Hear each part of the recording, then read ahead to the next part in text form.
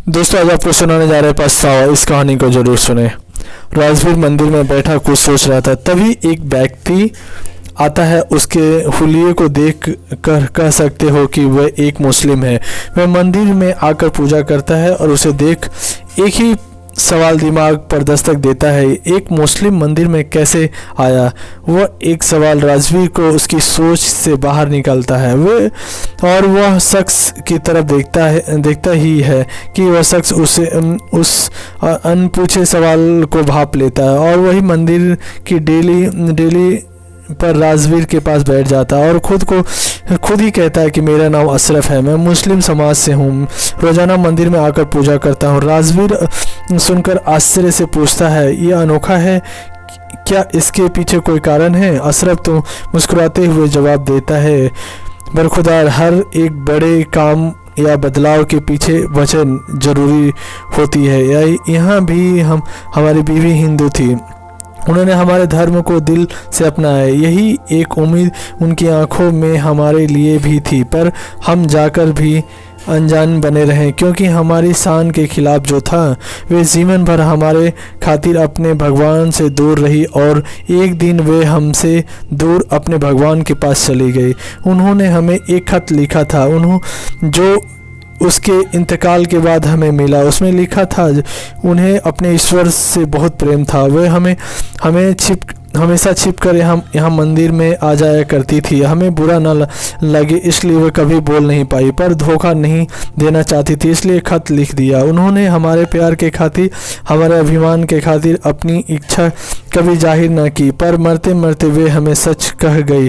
तब हमें प्यार की कीमत समझ में आई। इसलिए उनके जाने के बाद ही सही हमने उनकी वे एक इच्छा पूरी की। अशरफ की बात खत्म हो जाती है। दोनों कुछ देर खामोश बैठे थे। अशरफ की बातों से राजवीर के चेहरे पर बेचैनी सी थी, जिसके देखकर अशरफ राजवीर से पूछता है, जनाब, आप कुछ परेशान से लग रहे हो। राजवीर कुछ असहज सा हो जाता है और कहता है, नहीं, ऐसा कुछ नहीं। अशरफ कहता है, बरखुदार, आपकी बेचैनी देख कह सकता हूँ कि आप किसी सच से ही भाग रहे हो। राजवीर तेजी से वहाँ से उठकर जाने लगता है, अभिमान को तोड़कर सच को उसके सामने रखे जिससे वह भाग रहा है।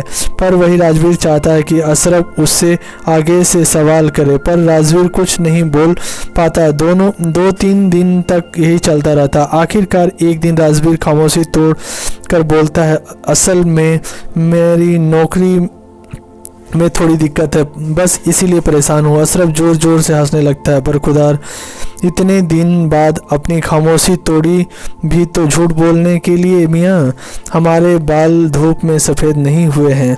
आपके चेहरे साफ कह रहा है आप खुद से खफा हैं। खुद की गलती मानने की हिम्मत नहीं है आप में। आप इस पुरुष प्रधान समाज के वही पुरुष हैं जो अपने मन रूपी अकड़ में इतने जकड़ गए हैं कि सच तो स्वीकार नहीं कर पाते हैं। अशरफ राजवीर को उसके ही असली रूप से पहचान करवाता है।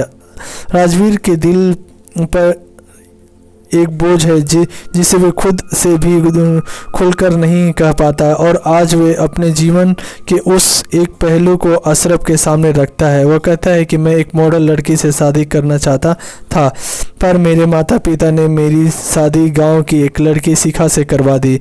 मैं उसे ठीक से बात तक नहीं करता। वे मेरे परिवार के साथ ऐसी घुल मिल गई जैसे वर्षों से उनके साथ रही हो। मुझे ये पसंद नहीं आ रहा था, फिर भी वे मेरी हर ज़रूरत को बिना मेरे कहे पूरा कर देती है। मैं तरक्की पे तरक्की कर रहा था। मुझे अपने आप पर बहुत अभिमान था। एक दिन नशे में धुत घर आकर मैंने शिखा के साथ बदसलूकी की। मैंने कहा, तुम मेरी ज़िंदगी की सबसे बड़ी गलती हो।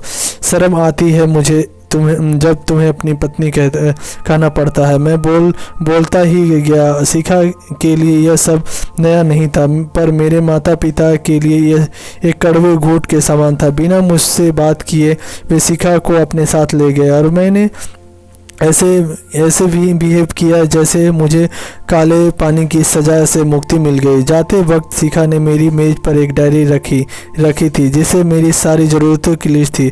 यह देखकर मुझे गुस्सा आ गया। क्या समझती है वे खुद को? मैं क्या उस पर डिपेंड करता हूँ?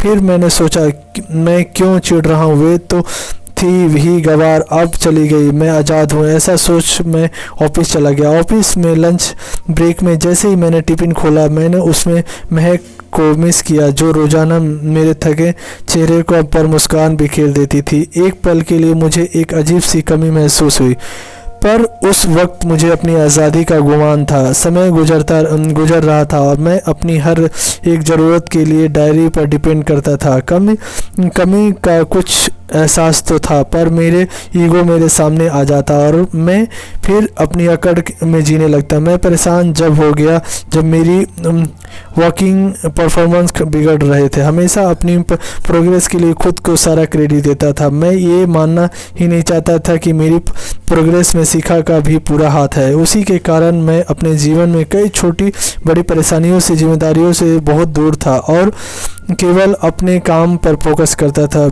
बेस्वाद खाने में, मुरझाए फूल में, बिखरे घर में, हर जगह जहां मैं शिखा को देखकर चिढ़ता था, वे उसे गवारा कहकर निकाल जाता था। मुझे उसकी कमी महसूस होने लगी थी, पर मैं ये मान कैसे लेता। एक दिन मन भर भारी हो गया। फिर मैंने माँ को कॉल किया। वे मेरी आवाज़ से समझ जाती थी कि मैं परेशान हूँ, पर समझते हुए भी माँ ने मुझसे इग्नोर कर दिया।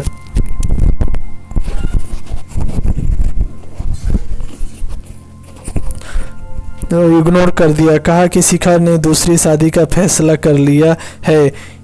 यह सुनकर मुझे और गुस्सा आ गया और मैं कॉल कर दिया। कुछ दिन पहले ही मुझे डाक से तलाक से कागज़ मिले। पता नहीं क्यों मैं खुश नहीं हूँ। मैं चाहता था यही कि शिखा मेरी ज़िंदगी से दूर हो जाए, पर आज मैं बेचैन हूँ। अशरफ थोड़ी देर तक रुक कर कहता, अब तुम क्या सोच रहे हो? राजवीर कहता है, शिखा मुझसे बहुत प्यार करती थी, फिर वे कैसी दूसरी शादी के लिए सोच भी सकती है?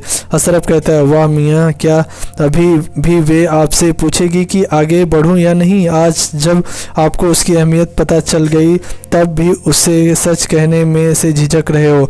सब कुछ सामने है, पर फिर माफ़ी मांगने से खुद को छोटा महसूस कर रहे हो। मियाँ समझो, अगर अब भी आप अपनी ईगो में रहो तो फिर मौका नहीं मिलेगा। दोस्त, आदमी का यह ईगो ही उसे ज़िंदगी को हरा देता है। राजवीर की जब जानता है, पर उसे अहम के कारण वह शिखा से बात नहीं कर पाता। शायद उसे डर है कि इस बार शिखा उसे ना कह दे।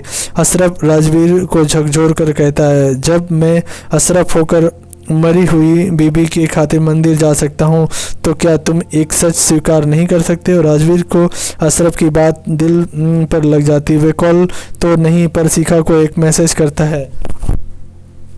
मैसेज डिलीवरी होता है, उधर से कॉल आ जाता है। दोनों के बीच लंबी बात होती है। यह एक लंबा कॉल दोनों को वापस मिला देता है। दोस्तों, एक टेक्स्ट के बाद शिखा एक पल नहीं रुकी और कॉल कर देती है।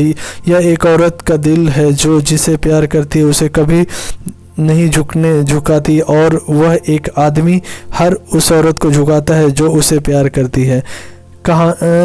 कहानी से शिक्षा, मोरल ऑफ द स्टोरी, वक्त किसी का बंधक नहीं। वक्त रहते काम हो जाए तो वह अमूल्य है, वरना पछताने के अलावा कुछ नहीं रह जाता है। जीवन में जो भी मिले उसे स्वीकार करने की कोशिश करें। ज़रूरी नहीं हर चीज़ आप चाहते हैं वही आपको मिलेगा, लेकिन जो आपको मिला है वो आपकी किस्मत है, जिसे अच्छा बुरा मानना केवल आपके हाथ में है। आपको कहानी कैसी लगी? लाइक, शेयर, कमेंट और हमारे चैनल को सब्सक्राइब करें। आप सभी का बहुत बहुत धन्यवाद। अच्छी अच्छी कहानी सुनने के लिए हमारे चैनल में बने रहे। Thank you. जय हिंद, जय भारत।